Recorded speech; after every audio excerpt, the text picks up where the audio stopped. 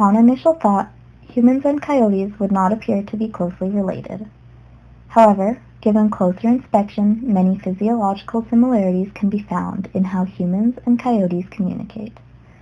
Given these similarities, it was hypothesized that due to the sharing of the class Mammalia, humans, Homo sapiens sapiens, and coyotes, Canis latrans, would have the same mechanism of respiration and sound production, but sound characteristics would differ due to the purposes of communication.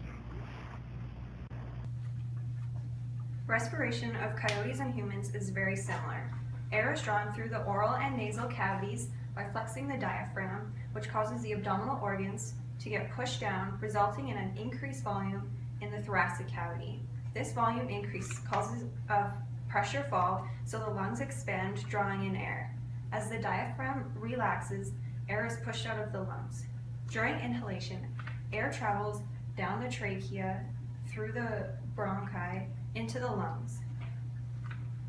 Gas exchange occurs in the alveoli of the lungs by diffusion, where oxygen enters the capillaries of the alveoli and carbon dioxide exits. The brain receives information about the arterial pressure of oxygen and carbon dioxide, which determines breathing rate.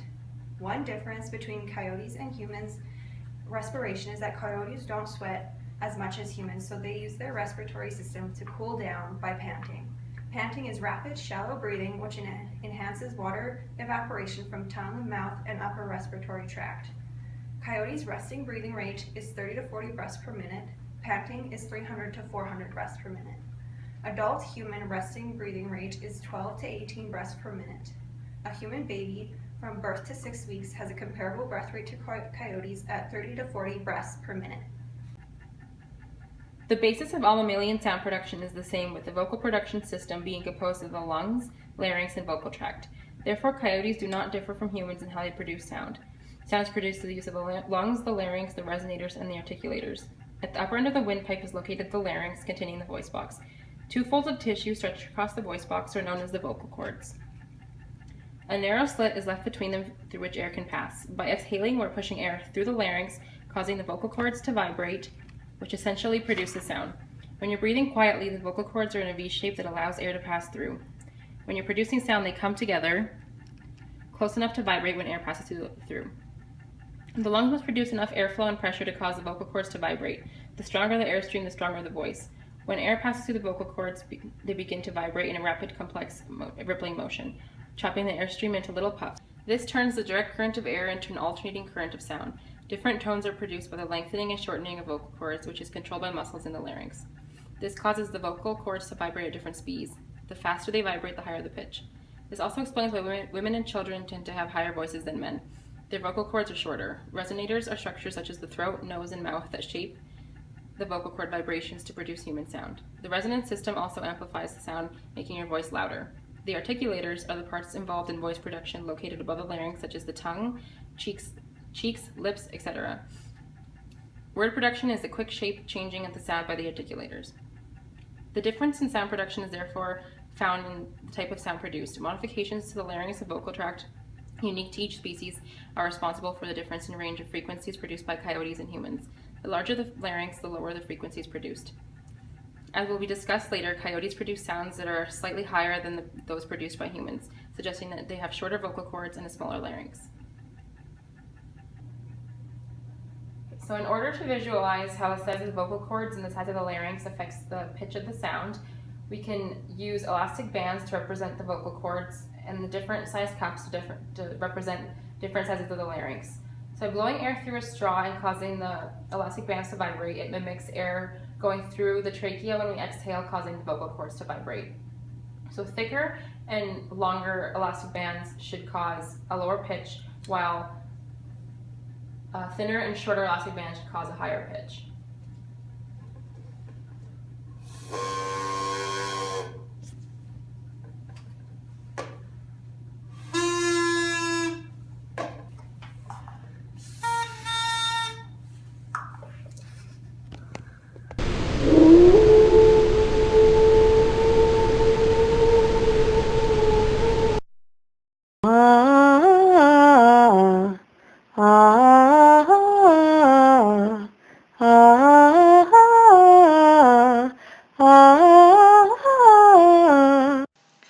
compare the sounds produced by humans and coyotes, the attributes of human words were compared to coyote yips, while the attributes of human sung notes were compared to coyote howls.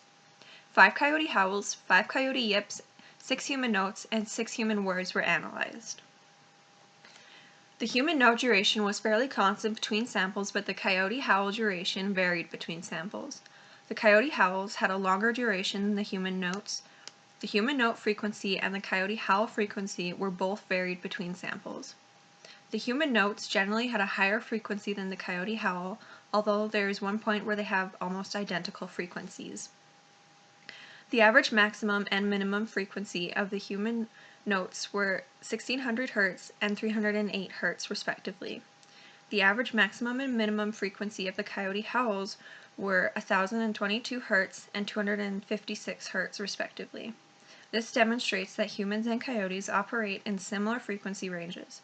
However, only a female human voice was analyzed, therefore frequencies were not reflective of male voices.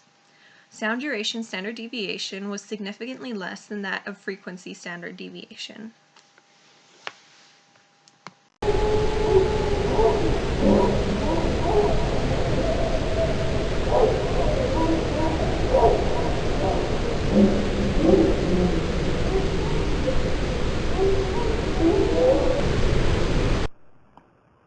This recording is for our Zoology project. Human word duration varied significantly in comparison to coyote yip duration, which maintained around 0.1 to 0.2 seconds for each sample. Word duration varied between 0.2 and 0.6 seconds. The predominant frequencies of the coyote yips were in general higher than the human words. Coyotes maintained a predominant frequency around 1500 to 2000 Hz, while human word frequency was predominantly around 500 Hz. The maximum frequency for human words was 1800 Hz, with the minimum being 175 Hz. The maximum frequency for coyote yips was 3000 Hz, with a minimum of 1000 Hz, suggesting that the register of coyote sound production is somewhat higher than that of humans. Again, the standard deviation for sound duration was significantly less than that of sound frequency. It is hypothesized that the purpose of the sound dictates the length of the sound. Since the notes were being sung were arpeggios, they had a consistent length, whereas coyote howls may have had multiple purposes. And generally, frequencies varied more for coyotes and humans because although hearing ranges are similar, coyotes can hear higher frequencies as their hearing range goes from 67 Hz to 45,000 Hz, whereas human range is around 64 Hz to 23,000 Hz. Coyotes tend to howl, growl, huff, woof, yip, whine, laugh, and bark. Usually combinations of 2 or more sounds are used to make their calls.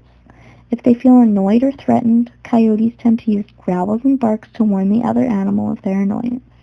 Young coyotes also scream and gargle. During their mating season, female coyotes tend to let out high-pitched yips and whines to tell males that they are in heat. Estrus yips are short and simple.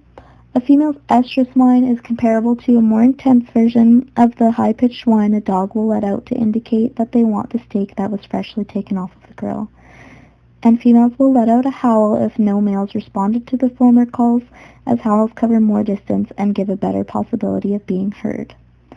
The screams and gargles produced by the young, as well as the estrus noises produced by females, have higher frequencies so that they can be heard at a closer distance to other coyotes.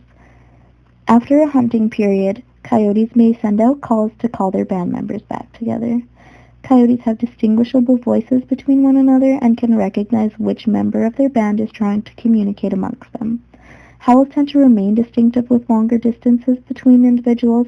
However, the higher frequency noises such as barks tend to become more similar to other coyotes and fade away faster than howls do with increasing distance. Coyotes are territorial animals, and their sounds seem to serve as both a bonding tool and a warning display.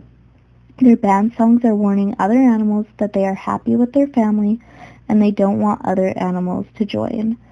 Coyotes do not use synchronized sounds to make their calls when they are together. This creates a wide array of sound combinations that are made up of a blend of different distortions, frequencies, and durations. Due to this asynchronicity, what might sound like a band including 7 to 8 coyotes is much smaller and actually only includes 3 or 4 individuals. Other animals should be scared off by the apparent size of the band. Humans use their voices to talk to one another for artistic purposes such as singing, and they make sounds to tell others how they are feeling, like yawning when tired, grunting when angry, and sobbing when sad, and so on and so forth. In conclusion, humans and coyotes share very similar mechanisms of respiration and sound production. Variations are found in the sounds produced as length and frequency is dependent on the purpose of the sound. So although you may never think to group coyotes and humans together, in the history of life, we are definitely more similar than we are different. Thank you.